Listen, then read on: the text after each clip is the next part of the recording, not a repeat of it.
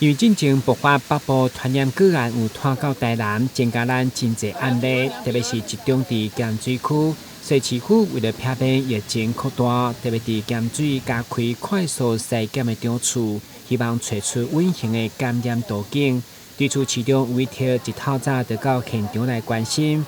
会中已经有真侪排队等待筛检的民众。市长除了为了辛苦医护人员，嘛提醒市民一定要赶紧注疫苗到第3针，让这波疫情赶紧消退。那我们也该匡列都该匡列了。那现在正在进行的是扩大的社区筛检。我们邀请我们的里长，还有邀请我们的这个社区，赶快来做快筛。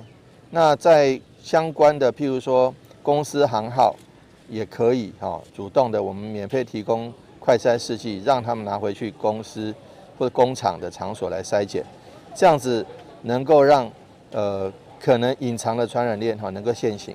那我们基本上这一波的这个感染案例已经筛检了8000多位了，那基本上都还好。我们还会一步一步的这个要求，也谢谢中央跟地方大家通力合作，来把这个疫苗的接种率能够提高。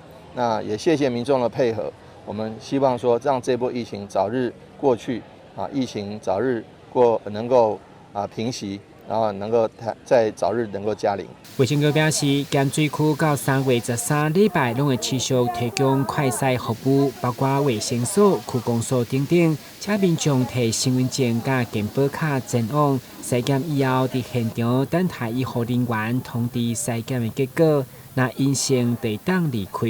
台南新闻，阮子何秋芳采访报道。